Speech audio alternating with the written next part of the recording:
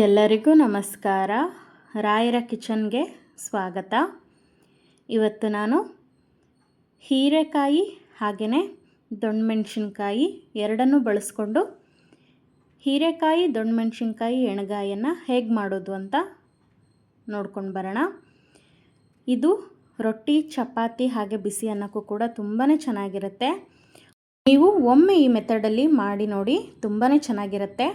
ಯಾವಾಗಲೂ ನೀವು ಮಾಡುವಾಗ ಇದೇ ಮೆಥಡಲ್ಲಿ ಮಾಡ್ಕೊತೀರಾ. ನೋಡಿ, ಮೊದಲಿಗೆ ನಾನು ಹೀರೆಕಾಯನ್ನು ಹೀಗೆ ಚಿಕ್ಕದಾಗಿ ಕಟ್ ಮಾಡಿ ಮಧ್ಯ 4 ಭಾಗ ಆಗೋ ಥರ ಕಟ್ ಮಾಡಿ ಇಟ್ಕೊಂಡಿದ್ದೀನಿ. ದೊಣ್ಣಮೆಣಸಿನ್ಕಾಯನ್ನು ಕೂಡ ಹೀಗೆ ಕಟ್ ಮಾಡಿ ಇಟ್ಕೊಂಡಿದ್ದೀನಿ. ಈಗ ಇಲ್ಲಿ ಒಂದು ಬಾಣಲಿಯನ್ನು ತಗೊಂಡಿದ್ದೀನಿ. ಅದಕ್ಕೆ ಸಣ್ಣದಾಗಿ ಕಟ್ ಮಾಡಿ ಇಟ್ಕೊಂಡಂತಹ ಈರುಳ್ಳಿಯನ್ನು ಹಾಕೋತಾ ಇದ್ದೀನಿ.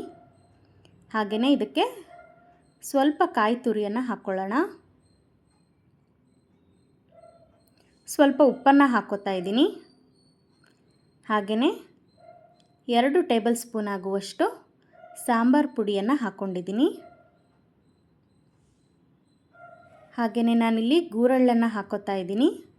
ಇದನ್ನು ಕೂಡ 2 ಟೇಬಲ್ ಸ್ಪೂನ್ ಆಗುವಷ್ಟು ಹಾಕ್ಕೊಂಡಿದ್ದೀನಿ. ಇಲ್ಲಿ ಸ್ವಲ್ಪ ನಾನು ಜೋಳದ ಹಿಟ್ಟನ್ನು ಹಾಕ್ಕೊಂಡಿದ್ದೀನಿ. ಹಾಗೆಯೇ ಇದಕ್ಕೆ ಸ್ವಲ್ಪ ಹುಣಸೆ ರಸವನ್ನು ಹಾಕೋತಾ ಇದ್ದೀನಿ.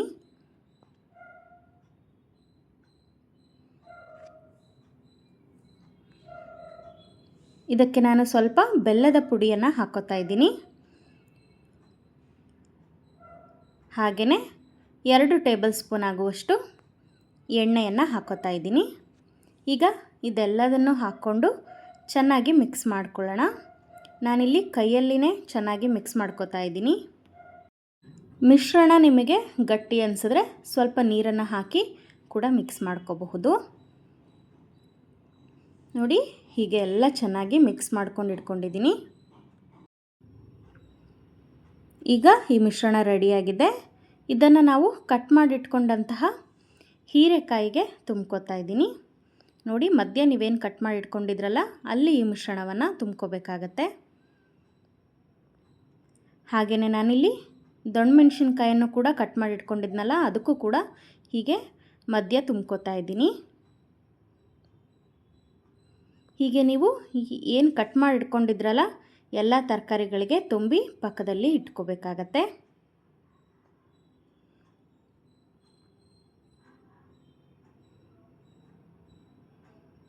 ನೋಡಿ, ಇಲ್ಲಿ ನಾನು ದೊಣ್ಣಮೆಣಸಿನ್ಕಾಯಿ ಹಾಗೆ ಹೀರೆಕಾಯಿಗೆ ಮಧ್ಯ ಮಿಶ್ರಣವನ್ನು ತುಂಬಿ ಇಟ್ಕೊಂಡಿದ್ದೀನಿ. ಈಗ ನಾನಿಲ್ಲಿ ಒಲೆ ಮೇಲೆ ಸ್ವಲ್ಪ ಎಣ್ಣೆಯನ್ನು ಹಾಕಿ ಕಾಯ್ಲಿಕ್ಕೆ ಇಟ್ಟಿದ್ದೀನಿ. ಎಣ್ಣೆ ಕಾದ ನಂತರ ಅದಕ್ಕೆ ಸ್ವಲ್ಪ ಸಾಸಿವೆಯನ್ನು ಹಾಕೋತಾ ಇದ್ದೀನಿ. ಹಾಗೆಯೇ ಅದಕ್ಕೆ ಸ್ವಲ್ಪ ಜೀರಿಗೆಯನ್ನು ಕೂಡ ಹಾಕೋತಾ ಇದ್ದೀನಿ. ಇಲ್ಲಿ ನಾನು ಕರಿಬೇವನ್ನು ಹಾಕೋತಾ ಇದ್ದೀನಿ ಸ್ವಲ್ಪ. ಈಗ ಇದನ್ನು ಸ್ವಲ್ಪ ಫ್ರೈ ಮಾಡ್ಕೊಳ್ಳೋಣ. ಈಗ ನಾವು ಇದಕ್ಕೆ ಏನು ಮಸಾಲೆಯನ್ನು ತುಂಬಿಟ್ಕೊಂಡಿದ್ವಲ್ಲ ಹೀರೆಕಾಯಿ ಹಾಗೆ ದೊಣ್ಣಮೆಣಸಿನ್ಕಾಯಿಗೆ ಅದನ್ನು ಹಾಕೋತಾ ಇದ್ದೀನಿ.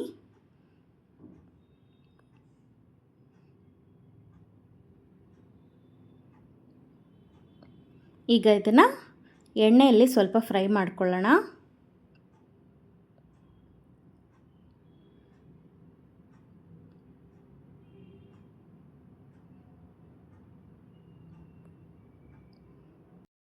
ನೀವು ಸ್ವಲ್ಪ ಸ್ವಲ್ಪ ಹೊತ್ತಿಗೆ ಇದನ್ನು ಮಿಕ್ಸ್ ಮಾಡ್ತಾಯಿರಿ. ಯಾಕಂದರೆ ನಾವು ಮಸಾಲೆಯನ್ನು ತುಂಬಿದ್ದೀವಲ್ಲ ಅದು ತಳ ಹೊತ್ತೋ ಚಾನ್ಸಸ್ ಇರುತ್ತೆ. ಹಾಗಾಗಿ ಆಗಾಗೇ ಸ್ವಲ್ಪ ಹೀಗೆ ಮಿಕ್ಸ್ ಮಾಡ್ಕೋತಾ ಇರಿ.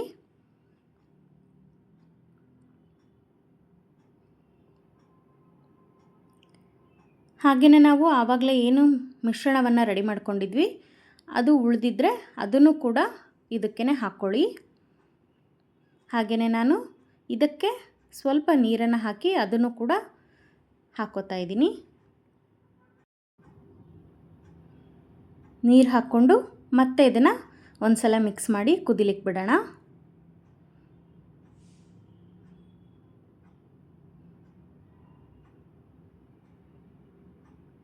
ದೊಣ್ಣಮೆಣಸಿನ್ಕಾಯಿ ಖಾರ ಇರೋದ್ರಿಂದ ನಾನಿಲ್ಲಿ ಸ್ವಲ್ಪ ಬೆಲ್ಲವನ್ನು ಹಾಕ್ಕೊಂಡಿದ್ದೀನಿ. ನೀವು ಖಾರ ತಿಂತೀರ ಅನ್ನೋದಾದರೆ ಬೆಲ್ಲವನ್ನು ಸ್ಕಿಪ್ ಮಾಡ್ಕೋಬಹುದು. ನೋಡಿ ನಿಧಾನವಾಗಿ ಕುದೀತಾ ಇದೆ. ಈಗ ನಾನಿಲ್ಲಿ ಮತ್ತೆ ಸ್ವಲ್ಪ ನೀರನ್ನು ಹಾಕೋತಾ ಇದ್ದೀನಿ. ನಿಮಗೆ ಎಷ್ಟು ತೆಳುವಾಗಿ ಬೇಕು ಅಷ್ಟು ನೀರನ್ನು ಸೇರಿಸ್ಕೊಳ್ಳಿ. ಈಗ ಇದನ್ನು ಮಿಕ್ಸ್ ಮಾಡಿ ಕುದಿಲಿಕ್ಕೆ ಬಿಟ್ಟಿದ್ದೀನಿ.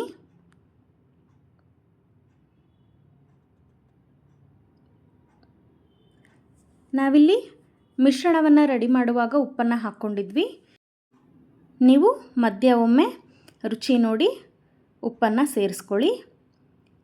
ಈಗ ನಾನು 2 ನಿಮಿಷಗಳ ಕಾಲ ಇದನ್ನು ಬೇಯಿಸ್ಕೊಂಡಿದ್ದೀನಿ. ಮತ್ತೆ ಈಗ ಒಮ್ಮೆ ಮಿಕ್ಸ್ ಮಾಡ್ಕೋತಾ ಇದ್ದೀನಿ.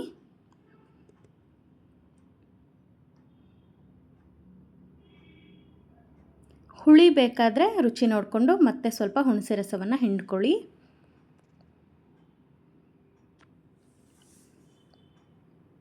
ನೋಡಿ ಹೀಗೆ ಮಿಕ್ಸ್ ಮಾಡಿ ಮತ್ತೆ ಇದನ್ನು ಕುದಿಲಿಕ್ಕೆ ಬಿಡೋಣ. ಈಗ ನಾನಿಲ್ಲಿ ಮತ್ತೆ ತಟ್ಟೆಯನ್ನು ಮುಚ್ಚಿ ಮತ್ತೆ ಒಂದು 2 ರಿಂದ 3 ನಿಮಿಷಗಳ ಕಾಲ ಇದನ್ನು ಬೇಯಕ್ಕೆ ಬಿಡ್ತೀನಿ.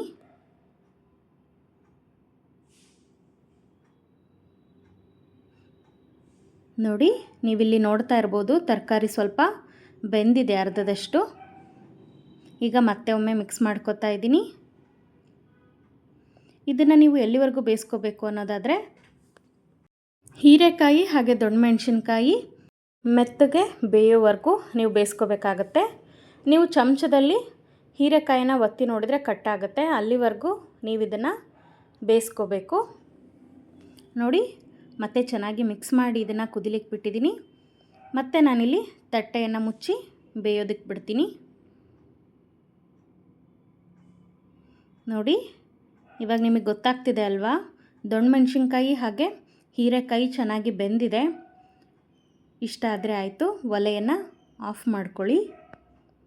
ನೀವಿಲ್ಲಿ ನೋಡ್ತಾ ಇರ್ಬೋದು ದೊಣ್ಣಮೆಣಸಿನ್ಕಾಯಿ ಹೀರೆಕಾಯಿ ಎಣ್ಗಾಯಿ ಪಲ್ಯ ತಯಾರಾಗಿರುತ್ತೆ. ಇದು ರೊಟ್ಟಿ ಜೊತೆಗಂತೂ ತುಂಬಾ ಒಳ್ಳೆ ಕಾಂಬಿನೇಷನ್. ನಿಮಗೆ ಇದು ಅಕ್ಕಿ ರೊಟ್ಟಿ ಜೊತೆಗೆ ಕೂಡ ಚೆನ್ನಾಗಾಗುತ್ತೆ, ಹಾಗೆಯೇ ಜೋಳದ ರೊಟ್ಟಿ ಜೊತೆಗೂ ಕೂಡ ಚೆನ್ನಾಗಾಗುತ್ತೆ. ತಪ್ಪದೆ ಈ ರೆಸಿಪಿಯನ್ನು ಈ ಮೆಥಡಲ್ಲಿ ಟ್ರೈ ಮಾಡಿ ಹೇಗೆ ಬಂದಿದೆ ಅಂತ ತಿಳಿಸಿ. ಹಾಗೆಯೇ ಯಾರೆಲ್ಲ ಸಬ್ಸ್ಕ್ರೈಬ್ ಮಾಡ್ಕೊಳ್ಳದೆ ನನ್ನ ವಿಡಿಯೋವನ್ನು ನೋಡ್ತಾ ಇದ್ದೀರಾ, ದಯವಿಟ್ಟು ನಿಮ್ಮ ಫ್ಯಾಮಿಲಿ ಹಾಗೆ ಫ್ರೆಂಡ್ಸ್ಗೆ ಶೇರ್ ಮಾಡಿ. ನೀವು ಕೂಡ ಸಬ್ಸ್ಕ್ರೈಬ್ ಮಾಡಿಕೊಂಡು ವಿಡಿಯೋವನ್ನು ನೋಡಿ. ಹಾಗೆಯೇ ನಿಮಗೆ ಯಾವೆಲ್ಲ ರೆಸಿಪಿಗಳು ಬೇಕು ಅದನ್ನು ಕಾಮೆಂಟ್ ಸೆಕ್ಷನಲ್ಲಿ ತಿಳಿಸಿ. ಖಂಡಿತವಾಗ್ಲೂ ಮುಂದಿನ ವಿಡಿಯೋಗಳಲ್ಲಿ ನಾನು ಆ ರೆಸಿಪಿಗಳನ್ನು ತೋರಿಸ್ತೀನಿ. ಇದನ್ನು ನಾನು ನನ್ನ ತಾಯಿಯಿಂದ ಕಲ್ತಿರೋಂಥ ಪಲ್ಯ. ನಮಗಂತೂ ಮನೇಲಿದು ಎಲ್ರಿಗೂ ತುಂಬ ಇಷ್ಟ ಆಗುತ್ತೆ. ನೀವು ಟ್ರೈ ಮಾಡಿ. Thank you.